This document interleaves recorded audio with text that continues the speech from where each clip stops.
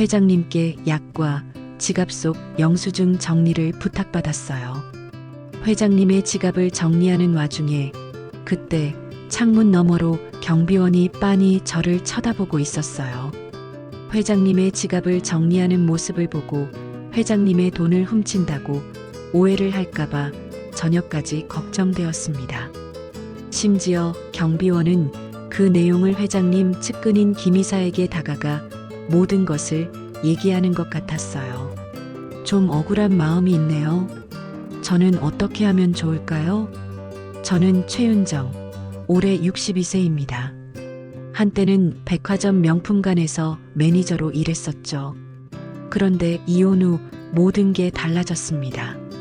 딸의 유학비, 밀린 월세, 쌓여가는 공과금까지 이제 제게 남은 건 마지막 이력서 한 장뿐이었어요. 그날 아침 구인구직 사이트에서 눈에 띈 공고가 하나 있었습니다. 입주 가사 도우미 급구, 성북동 고급 단독 빌라, 월급 협의 가능. 보통과는 다른 느낌이었죠. 전화를 걸었더니 소개소 소장이 이상하게 말을 돌리더라고요. 그 집은 조금 특별해요. 직접 가서 보시는 게 좋을 것 같습니다. 성북동에 도착했을 때 저는 제 눈을 의심했습니다. 높은 담장에 둘러싸인 거대한 단독 빌라. 마치 옛날 양반집 같은 품격이 있었어요. 인터폰을 누르려는데 철문이 저절로 열렸습니다. 정원을 지나 현관에 다가가니 문이 스르르 열리면서 한 노신사가 나타났어요. 키가 크고 자세가 반듯한 범상치 않은 기품을 가진 분이었습니다. 바로 서정문 회장이었죠. 최윤정 씨인가요? 목소리는 낮고 차분했습니다. 저를 한번 훑어보더니 조용히 말했어요. 이 집에서 나와 함께 살아보지 않겠소? 갑작스러운 제안에 저는 당황했습니다. 아직 면접도 제대로 하지 않았는데 말이죠. 월급은 1,000만 원이요. 제 입에서 작은 탄성이 나왔습니다. 1,000만 원이라니. 지금까지 받아본 월급 중 가장 큰 금액이었어요. 단 밤에도 나를 좀 살펴주시오. 그 말에 저는 잠시 멈칫했습니다. 밤에 살펴달라는 게 무슨 의미인지 확실하지 않았거든요. 서정문 회장은 제 표정을 읽었는지 덧붙였습니다. 혈압 체크, 수면 상태 확인 정도입니다. 나이가 있다 보니 밤중에 갑자기 몸에 이상이 생길 수 있어서 말이요. 그제야 조금 안심이 되었어요. 하지만 여전히 이 모든 상황이 믿기지 않았습니다. 왜 저를 택한 건지, 왜 이렇게 높은 월급을 제시하는 건지 하루 정도 생각해보고 답을 주시겠소? 서정문 회장의 눈빛에는 기대와 함께 깊은 외로움이 담겨 있었습니다. 이 큰 집에 혼자 살고 있다는 게 느껴졌어요. 저는 고개를 끄덕였습니다. 집으로 돌아가는 길 마음이 복잡했어요. 이런 기회가 다시 올까 하는 생각과 함께 뭔가 평범하지 않은 일에 휘말리는 건 아닐까 하는 불안감도 있었습니다. 그날 밤 잠자리에 들면서도 서정문 회장의 마지막 말이 계속 맴돌았어요. 좋은 사람을 찾고 있었소? 오랫동안 말이지. 저는 천장을 바라보며 생각했습니다. 이게 정말 저에게 온 마지막 기회일까? 그리고 그 외로워 보이던 회장의 눈빛을 떠올렸어요. 어쩌면 저만큼이나 절실한 사람을 만난 건지도 모르겠더라고요. 다음 날 아침 저는 아직 마음을 정하지 못한 채 소개소에 들렸습니다. 소장에게 어제 일을 자세히 물어보려 했거든요. 소장님, 그 집 정말 괜찮은 곳인가요? 소장은 잠시 망설이더니 말했습니다. 솔직히 말씀드리면 그 집은 원래 아무도 안 받기로 한 집이에요. 제 가슴이 덜컥 내려앉았어요. 역시 뭔가 이상한 게 있었구나 싶었죠. 왜요? 무슨 문제라도 있나요? 문제라기보다는 서정문 회장님이 워낙 까다로우세요. 지금까지 소개해드린 분들이 10명도 넘는데 다들 첫날 만나고 나서 안 한다고 하시더라고요. 저는 점점 불안해졌습니다. 다른 사람들은 왜 거절했을까? 혹시 제가 모르는 무서운 일이 있는 건 아닐까? 그런데 어제 회장님이 직접 문을 여셨다고요? 보통은 김 이사님이 나오시는데 소장의 목소리에 놀라움이 섞여 있었어요. 그리고 월급도 직접 말씀하셨다면서요? 이런 일은 처음이에요. 저는 서정문 회장의 말을 다시 떠올렸습니다. 밤에도 나를 좀 살펴주시오. 그 말이 계속 마음에 걸렸어요. 정말 단순한 건강 체크일까? 아니면 다른 의미가 있는 걸까? 소장님, 저는 그냥 집에 가서 생각해 볼게요. 일어서려는 저를 소장이 급하게 붙잡았습니다. 아, 잠깐만요. 아까 회장님 댁에서 전화 왔어요. 제 심장이 빨리 뛰기 시작했어요. 오늘 안에 답을 달라고 하시더라고요. 지금 아니면 끝이라고. 오늘 안에요? 네. 회장님 말씀이 더 이상 기다릴 시간이 없다고 하시면서 저는 순간 머릿속이 하얘졌습니다. 왜 이렇게 급하게 재촉하는 걸까? 뭔가 숨겨진 이유가 있는 건 아닐까? 소장이 저를 보며 간절하게 말했어요. 윤정 씨, 이런 기회는 정말 흔하지 않아요. 월 1,000만 원이라니. 제가 이 일한 지 10년이 넘었는데 이런 조건은 처음이에요. 맞는 말이었습니다. 제 나이에 제 처지에 이런 기회가 다시 올까? 딸의 유학비를 생각하면 포기할 수 없었어요. 하지만 왜 저를 택하신 걸까요? 분명 더 젊고 경험 많은 분들도 많을 텐데. 그건 저도 모르겠어요. 하지만 회장님이 직접 나오셔서 문을 여셨다는 건 뭔가 특별한 이유가 있다는 거 아닐까요? 저는 깊게 숨을 들이쉬었습니다. 두려움과 기대가 동시에 밀려왔어요. 알겠습니다. 다시 가보겠어요. 성북동으로 향하는 길, 제 손은 계속 떨렸습니다. 이번엔 정말 결정을 내려야 했거든요. 돌이킬 수 없는 선택을. 다시 그 높은 철문 앞에 섰을 때 마음이 더욱 무거워졌어요.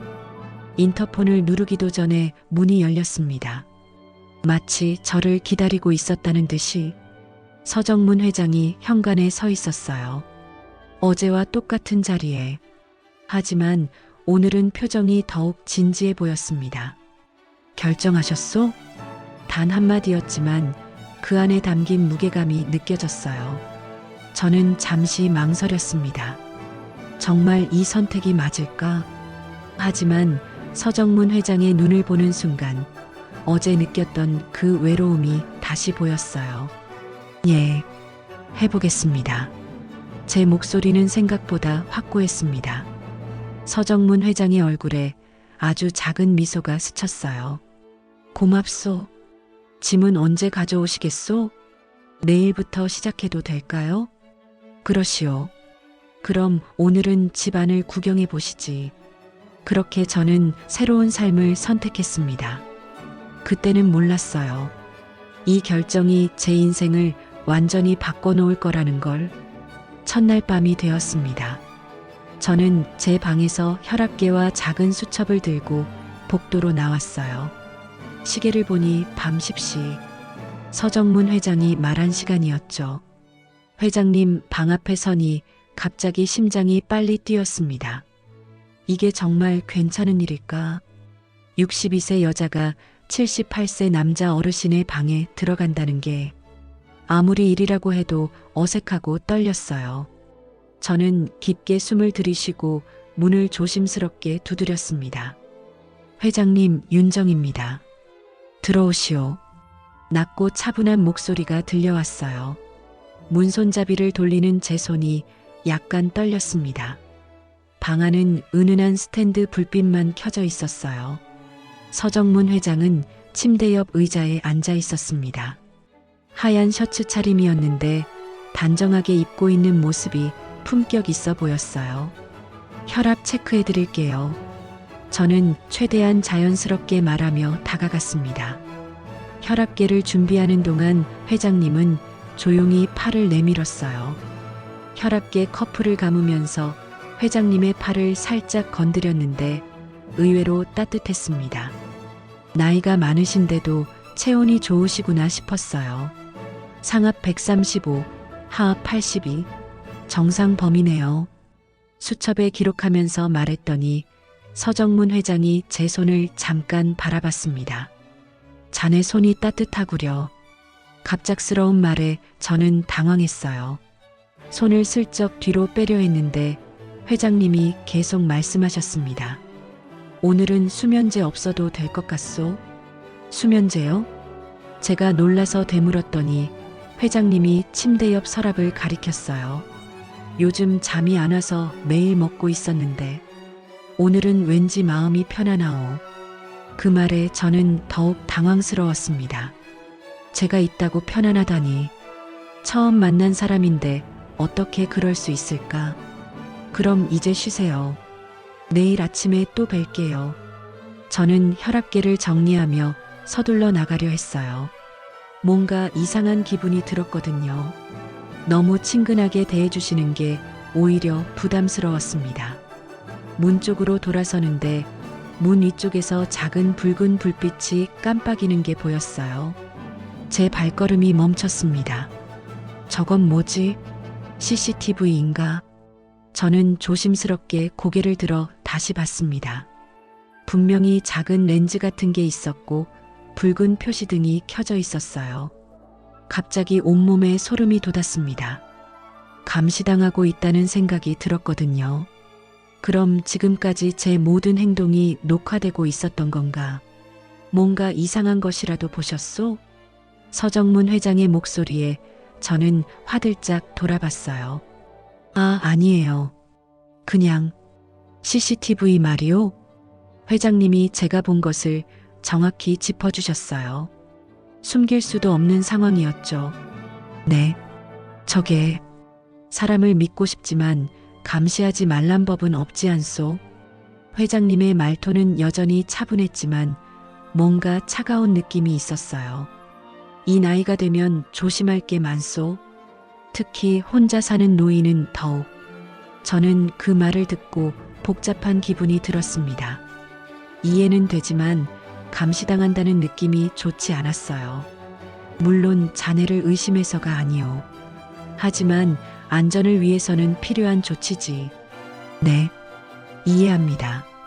저는 고개를 끄덕였지만 마음 한편으로는 불안했어요. 이건 감시인가 아니면 제게 대한 신뢰의 시험인가?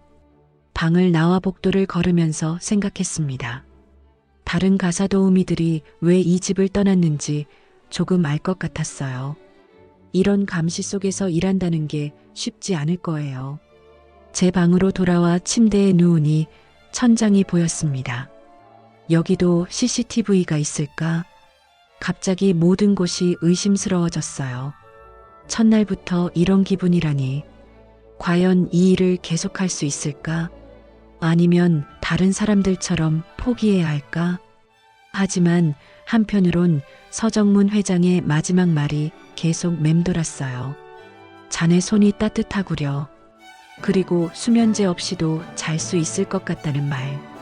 정말 제가 그분에게 도움이 되는 걸까? 복잡한 마음으로 잠이 들었습니다. 내일은 또 어떤 일이 기다리고 있을지. 일주일이 지나면서 저는 점점 서정문 회장과 가까워졌습니다. 처음에는 어색했던 일상이 자연스러워졌어요. 아침마다 죽을 끓여드리고 오후에는 함께 정원을 산책했습니다. 회장님은 생각보다 까다롭지 않으셨어요. 오히려 제가 하는 일에 대해 고마워하셨죠. 식사할 때마다 자네가 해주는 음식이 제일 맛있소라고 말씀하시곤 했습니다. 어느 날 오후 회장님이 소파에 앉아 신문을 읽고 계셨어요. 저는 그분의 약을 정리하고 있었습니다. 혈압약, 소화제, 영양제까지 하루에 드실 약이 꽤 많으셨거든요. 윤정 씨, 오늘 약은 자네가 정리해줘. 회장님이 신문에서 눈을 떼지 않고 말씀하셨어요. 지갑 안에 약봉투 영수증도 있소. 그것도 함께 정리해주면 좋겠군. 저는 고개를 끄덕이고 회장님이 가리키는 서재 책상으로 갔습니다. 검은색 가죽 지갑이 놓여 있었어요. 평소보다 두꺼워 보였습니다. 지갑을 열어보니 정말 약국 영수증들이 여러 장 들어 있었어요. 그런데 영수증 사이사이에 통장과 카드들도 보였습니다. 저는 필요한 영수증만 꺼내려 했어요. 그때였습니다. 창문 너머로 경비원이 지나가는 게 보였어요. 저를 힐끗 보더니 걸음을 멈췄습니다. 뭔가 이상하다는 듯한 표정이었죠. 저는 순간 불안해졌어요. 지갑을 만지고 있는 제 모습이 어떻게 보일까? 혹시 돈을 훔치는 것처럼 보이는 건 아닐까? 서둘러 영수증만 꺼내고 지갑을 닫았습니다. 하지만 경비원의 시선이 계속 느껴졌어요. 분명히 뭔가 의심스럽게 생각하고 있을 거예요. 찾았소? 회장님이 물어보셨을 때 제 목소리는 약간 떨렸습니다. 네, 찾았어요. 그날 저녁 저는 왠지 모르게 불안했습니다. 경비원이 저를 바라보던 그 눈빛이 계속 머릿속에 맴돌았어요. 다음 날 오후였습니다. 회장님이 낮잠을 주무시는 동안 저는 빨래를 하고 있었어요. 그런데 현관에서 웅성거리는 소리가 들렸습니다. 살짝 내다보니 김 이사가 경비원과 뭔가 진지하게 이야기하고 있었어요. 김 이사는 회장님을 수십 년간 보좌해온 분이라고 들었습니다. 정말 확실해요? 김 이사의 목소리에 긴장감이 느껴졌어요. 네, 제가 직접 봤습니다.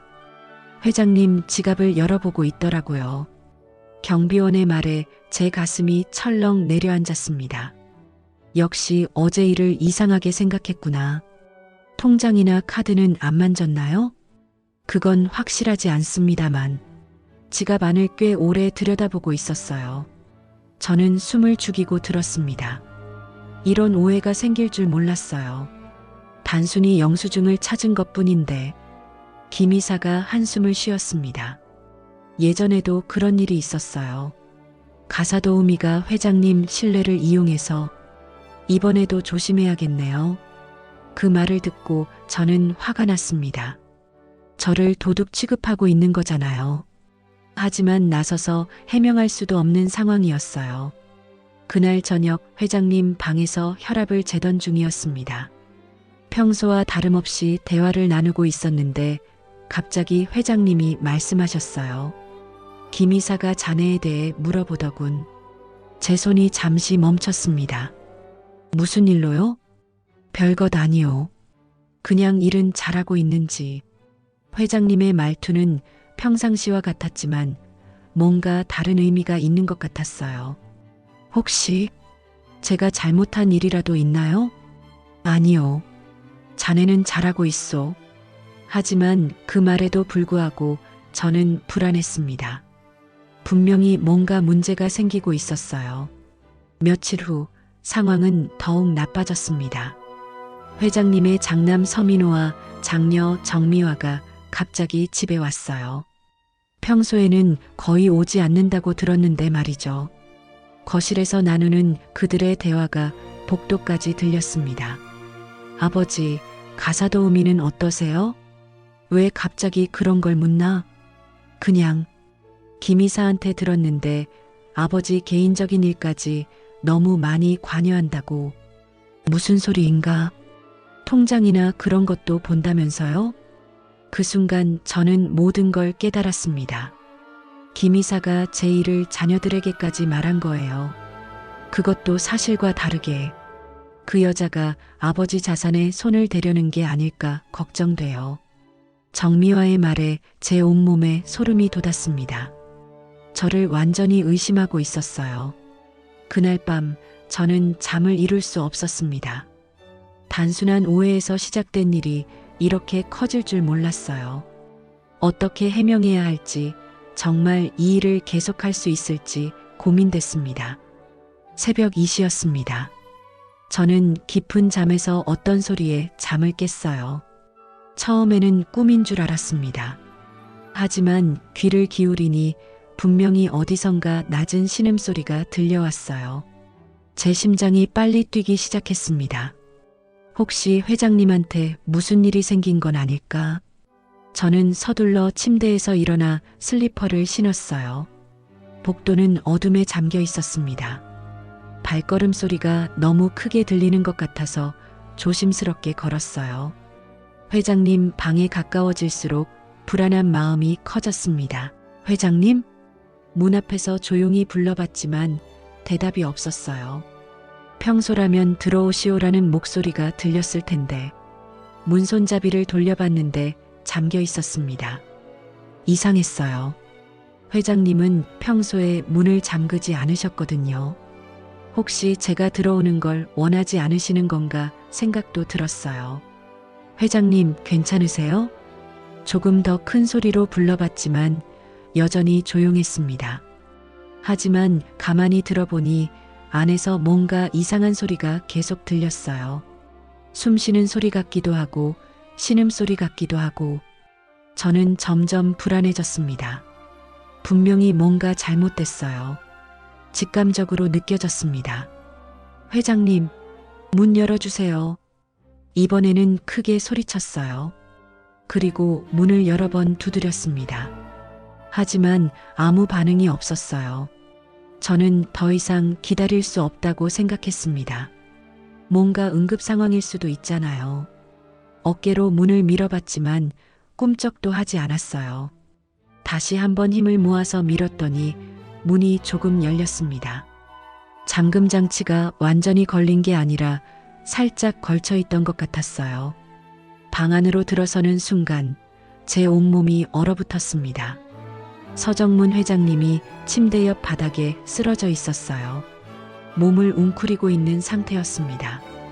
평소의 단정한 모습과는 완전히 달랐어요. 회장님, 저는 급하게 달려가서 회장님 곁에 무릎을 꿇었습니다. 얼굴을 보니 입술이 파랗게 변해 있었어요. 숨을 쉬고는 있었지만 너무 약했습니다. 회장님 괜찮으세요? 손을 잡아보니 얼음처럼 차가웠어요. 제 손과 비교가 안 될 정도로 차가웠습니다. 회장님, 손이 너무 차가워요. 저는 당황해서 어떻게 해야 할지 몰랐어요. 일단 119에 신고해야겠다는 생각이 들었지만 그보다 먼저 해야 할 일이 있었습니다. 맥박을 확인해 봤는데 너무 약했어요. 호흡도 불규칙했습니다. 이건 정말 위험한 상황이었어요. 저는 예전에 TV에서 본 응급처치 방법을 떠올렸습니다. 심폐소생술을 해야 하는 건 아닐까? 하지만 제대로 배운 적이 없어서 확신이 서지 않았어요. 그래도 지금은 뭐라도 해야 했습니다. 가만히 있을 수만은 없었어요. 저는 떨리는 손으로 회장님의 가슴에 손을 올렸습니다. 그리고 기억나는 대로 심장 압박을 시작했어요. 제발, 제발 살려주세요. 제 목소리는 떨리고 있었습니다. 눈물이 나려고 했어요. 이렇게 쓰러진 회장님을 보니 마음이 아팠습니다. 평소에는 그렇게 의젓하고 든든해 보이셨는데 지금은 너무 약해 보였어요. 제가 지켜드려야 할 뿐이구나 하는 생각에 가슴이 먹먹했습니다. 심장 압박을 계속하면서 저는 간절히 기도했어요. 제발 괜찮아지시길. 제발 다시 눈을 뜨시길. 그때 회장님이 작게 신음을 내시며 눈을 살짝 뜨셨어요. 회장님, 정신 차리세요. 저는 안도의 한숨을 쉬었습니다. 하지만 아직 위험한 상황이었어요. 얼굴색이 여전히 안 좋았거든요. 병원에 가셔야 해요. 제 손으로 휴대폰을 찾아 119에 신고했습니다. 주소를 말하고 상황을 설명하는 동안에도 회장님의 손을 놓지 않았어요. 구급차 금방 올 거예요. 조금만 버티세요. 회장님이 제 손을 약하게 잡으셨습니다. 그 차가운 손이 조금씩 따뜻해지는 게 느껴졌어요. 구급차가 올 때까지 저는 회장님 곁을 지켰습니다. 이 순간 깨달았어요. 김이사나 자녀들이 저를 어떻게 생각하든 상관없었어요. 지금 중요한 건 회장님의 생명이었으니까요. 구급차 사이렌 소리가 들려왔을 때 저는 처음으로 안심할 수 있었습니다. 회장님을 지켜낼 수 있을 것 같았어요. 병원 응급실은 하얀 불빛과 소독약 냄새로 가득했습니다. 저는 회장님이 들어간 응급처치실 앞에서 초조하게 기다리고 있었어요. 손은 여전히 떨리고 있었고 마음은 불안함으로 가득했습니다. 3시간이 지나서야 의사가 나왔어요. 위기는 넘겼습니다. 심근경색 초기 증상이었는데 응급처치를 빨리 해주셔서 다행이었어요. 제 다리에서 힘이 빠졌습니다. 다행이다. 정말 다행이다. 제가 그때 문을 열지 않았다면 어떻게 됐을까 생각하니 아찔했어요. 지금은 안정실로 옮겼으니 면회 가능합니다. 안정실에 들어가니 회장님이 산소 마스크를 쓰고 누워 계셨어요.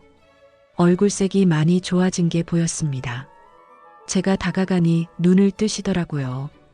윤정 씨, 말씀하지 마세요. 지금은 쉬셔야 해요. 저는 회장님 손을 조심스럽게 잡았습니다. 이제는 따뜻했어요. 그런데 그때였습니다. 병실 문이 갑자기 열리면서 2사람이 들어왔어요. 서민호와 정미화, 회장님의 자녀들이었습니다. 아버지, 정미화가 급하게 달려와서 저를 밀어내듯이 회장님 곁으로 왔어요. 서민호도 심각한 얼굴로 따라왔습니다. 아버지, 괜찮으세요? 갑자기 연락을 받고 깜짝 놀랐어요. 누가 연락했나? 회장님이 약한 목소리로 물어보셨어요. 김 이사님이요. 그런데 정미화가 저를 째려보더니 말했습니다. 아버지를 홀린 거예요? 뭔 소리냐? 가사도우미가 보호자라고 병원에 신고했다면서요? 자식들도 아닌 남이 어떻게 보호자가 돼요? 그 말에 저는 당황했습니다. 응급 상황에서 어쩔 수 없이 보호자로 서명했던 거였는데 잠깐 뭘 잘못 생각하고 있는 것 같은데 제가 해명하려 했지만 서민호가 차갑게 말했어요. 아버지가 정신이 온전하지 않을 때 이런 일을 하시면 안 되죠. 그때 병실 문이 다시 열렸습니다. 김 이사가 들어왔어요. 평소보다 더욱 딱딱한 표정이었습니다. 회장님, 김 이사가 회장님께 인사를 했습니다. 그리고 저를 보더니 눈살을 찌푸렸어요. 회장님, 이런 결정은 정신이 온전치 않을 때 하신 것으로 법적 검토가 필요합니다. 무슨 결정 말인가? 보호자 지정이나 의료진에게 하신 말씀들 말입니다. 김 이사의 말에 저는 소름이 돋았어요. 뭔가 계획된 일 같았습니다. 회장님은 지금 충분히 판단력이 있으시니 괜한 걱정 말아요. 제가 끼어들었지만 김 이사는 저를 완전히 무시했습니다. 자녀분들과 중요한 이야기를 해야겠습니다. 김 이사가 서민호와 정미화를 보며 말했어요. 복도에서 잠깐 이야기할까요? 3사람이 병실을 나갔습니다. 저는 뭔가 불길한 예감이 들었어요. 회장님이 제 손을 잡으셨습니다. 윤정 씨, 고마웠소. 당연한 일 했을 뿐이에요. 하지만 저는 계속 불안했습니다. 복도에서 무슨 이야기를 하고 있을까? 목이 말라서 물을 떠오려고 복도로 나갔는데 저만치 떨어진 곳에서 김 이사와 자녀들이 이야기하고 있었어요. 작은 목소리였지만 조용한 병원이라 들렸습니다. 유언서 변경되기 전에 정리해야 합니다.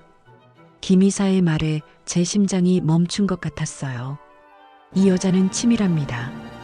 회장님을 구했다는 명분으로 신뢰를 얻으려는 거예요. 정말 그럴까요? 정미화가 의심스럽다는 듯 말했어요. 전에도 이런 일이 있었습니다. 노인분들이 외로움을 타면 쉽게 속아요. 특히 생명의 은인이라고 하면 더욱. 그럼 어떻게 해야 하죠? 서민호가 물었습니다.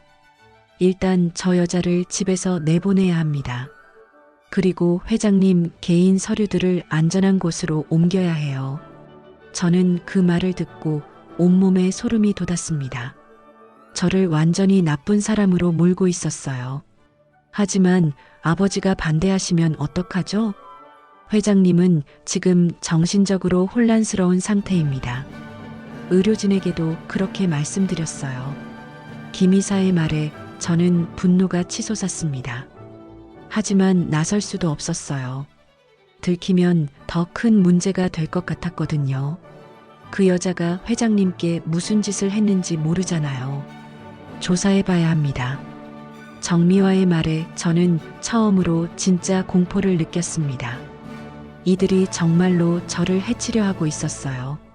저는 조용히 병실로 돌아왔습니다. 회장님은 눈을 감고 계셨지만 잠든 건 아니었어요.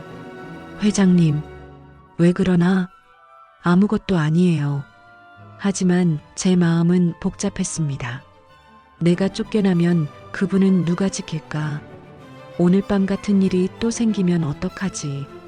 김 이사와 자녀들이 다시 들어왔을 때 저는 그들의 시선을 피했습니다. 이제는 저를 완전히 적으로 보고 있다는 게 느껴졌어요. 회장님, 집에 가서 쉬시는 게 좋겠습니다. 김 이사가 말했습니다. 그리고 당분간은 자녀분들이 돌봐드리는 게 어떨까요? 그 말의 의미를 저는 알 수 있었습니다. 저를 내쫓겠다는 뜻이었어요. 퇴원 후 집으로 돌아온 지 사흘째 되던 날이었습니다.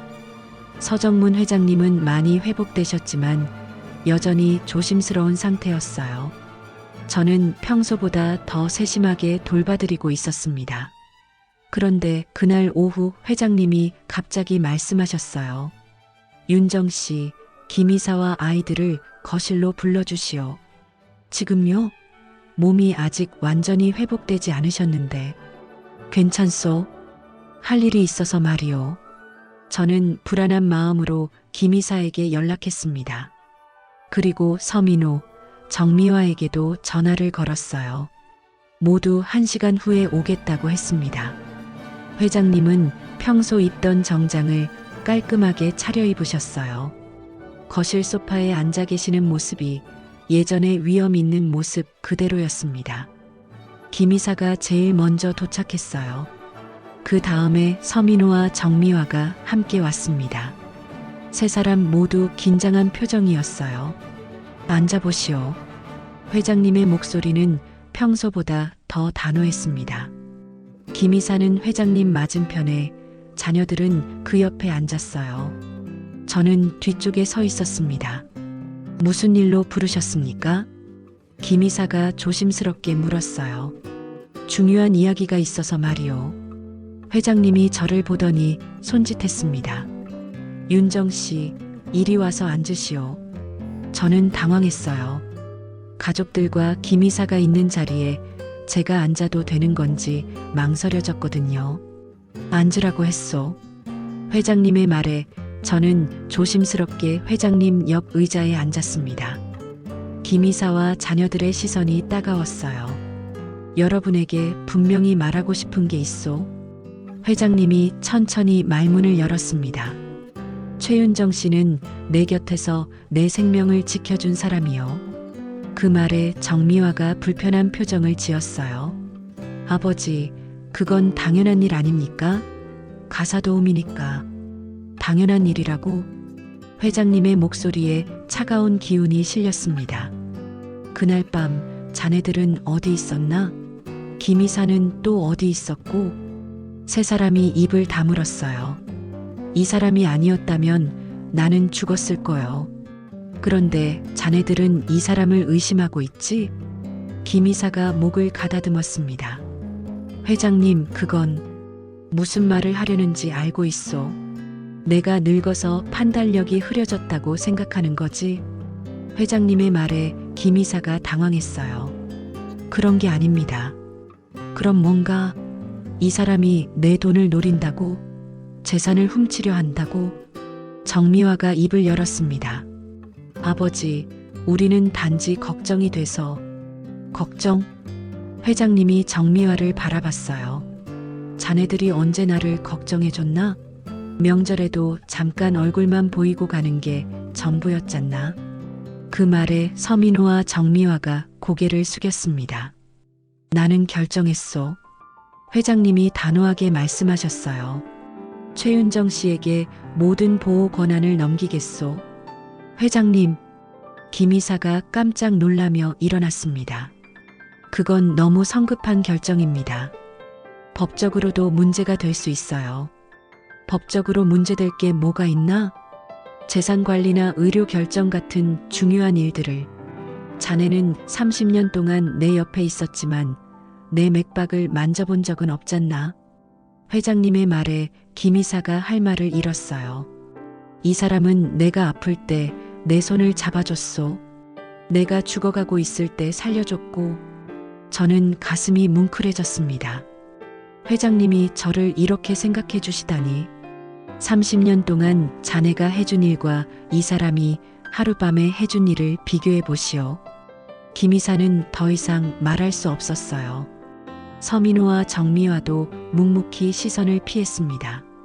물론 자네들이 내 자식이고 김 이사가 오랜 동료라는 건 안다. 하지만 진짜로 나를 생각해주는 사람이 누군지는 알겠소. 회장님이 저를 보며 말씀하셨어요. 이 사람 없이는 살 수 없소. 그 말에 제 눈시울이 뜨거워졌습니다. 회장님, 받아들이기 어렵겠지만 이게 내 결정이요. 김 이사와 자녀들은 더 이상 반박하지 못했어요. 회장님의 의지가 확고했거든요. 1시간 후 세 사람이 모두 떠났습니다. 거실에는 저와 회장님만 남았어요. 괜찮으셨어요? 너무 무리하신 건 아닌지. 괜찮소. 오히려 속이 시원하군. 회장님이 미소를 지으셨어요. 그날 밤 평소처럼 혈압을 재러 방에 갔을 때 회장님이 말씀하셨습니다. 윤정 씨, 네, 계약은 끝났소. 저는 깜짝 놀랐어요. 혹시 저를 내보내시는 건가 하고. 이젠 계약이 아니라 함께 살아주는 사람으로 곁에 있어주겠소? 그 말의 의미를 깨달았을 때 제 마음이 따뜻해졌습니다. 이제는 일이 아니라 진심으로 서로를 돌보는 관계가 된 거였어요. 6개월이 지났습니다. 이제 저는 매일 아침 6시에 일어나서 회장님께 죽을 끓여드려요. 단호박죽, 전복죽, 닭죽까지. 처음에는 서툴렀지만 이제는 회장님 입맛에 맞게 간을 조절할 수 있게 됐습니다. 오늘은 무슨 죽인가? 아침마다 회장님이 식탁에 앉으시며 물어보세요. 마치 어린아이 같은 기대하는 표정으로요. 오늘은 새우죽이에요. 어제 시장에서 싱싱한 새우를 봐서 말이에요. 그거 좋지. 자네가 끓이는 죽은 어떻게 이렇게 맛있나? 매번 하시는 말씀이지만 들을 때마다 기분이 좋아집니다. 식사를 마치고 나면 함께 정원을 산책해요. 봄에는 벚꽃, 여름에는 장미, 가을에는 단풍까지 계절마다 다른 아름다움을 함께 보고 있습니다. 저 나무 좀 보시오. 작년에 심은 건데 이렇게 컸군. 회장님이 작은 감나무를 가리키며 말씀하세요. 내년에는 감도 열릴 거예요. 그때 감말랭이도 만들어 드릴게요. 내년까지 내가 있을까? 갑자기 회장님이 쓸쓸하게 말씀하셨어요. 무슨 말씀을 그렇게 하세요? 아직 건강하시잖아요. 그래도 나이가 나이니. 저는 회장님의 팔짱을 꼈습니다. 제가 있는 한 오래오래 사셔야 해요. 밤이 되면 여전히 혈압을 재고 손을 살펴드려요.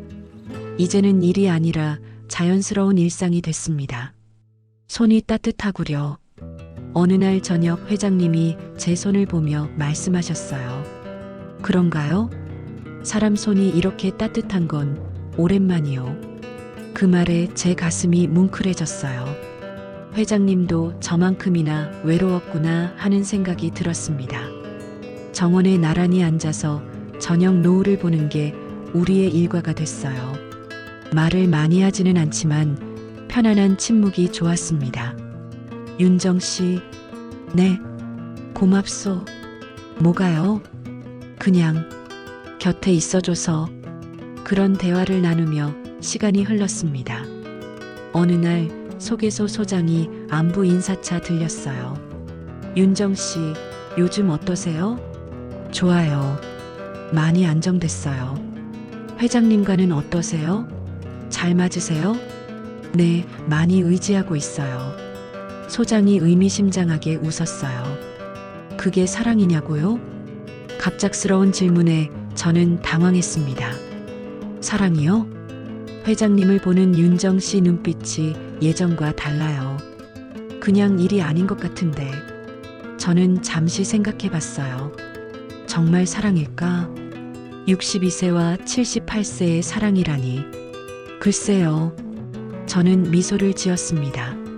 하지만 그 사람의 숨소리를 듣고 싶고 하루가 무사하길 바란다면 그게 뭐든 저는 하고 있는 것 같아요. 소장이 고개를 끄덕였어요. 그럼 됐네요. 이름이 뭐든 상관없잖아요. 그날 밤 회장님과 정원에 앉아서 별을 봤습니다. 저 별들 말이요. 회장님이 하늘을 가리키며 말씀하셨어요. 몇 억 년 동안 저렇게 빛나고 있을 텐데 우리 인생은 참 짧지 않소? 그래서 더 소중한 거 아닐까요? 소중하다. 회장님이 제 손을 잡으셨어요. 자네가 온 후로 매일이 소중해졌소. 저도 회장님 손을 꼭 잡았어요. 저도 그래요. 사람들이 저에게 묻습니다. 정말 사랑하느냐고. 나이 차이도 그렇고 처지도 다른데 어떻게 그럴 수 있느냐고. 저는 항상 이렇게 대답해요. 사랑이라는 말이 없어도 충분해요. 그분이 아침에 눈을 뜨시는 걸 보면 하루가 시작되는 기분이에요. 밤에 편안히 주무시는 걸 보면 저도 안심이 되고요. 어떤 사람들은 이해하지 못합니다. 하지만 상관없어요. 그분의 체온을 느끼고 웃음소리를 들을 수 있다는 것만으로도 감사해요. 그게 사랑인지 우정인지 가족애인지는 중요하지 않아요. 지금 이 순간 회장님이 거실에서 신문을 읽고 계시고 저는 부엌에서 저녁 준비를 하고 있어요. 윤정 씨, 차 한 잔 마실까? 금방 갈게요. 이런 평범한 일상이 제게는 가장 큰 행복입니다. 사랑이라는 말이 없어도 이렇게 서로의 하루를 돌보고 함께하는 것만으로도 충분히 아름다운 것 같아요. 창문 너머로 석양이 지고 있습니다. 내일도 회장님과 함께 이 석양을 볼 수 있기를 바라며 저는 오늘도 감사한 마음으로 하루를 마무리합니다.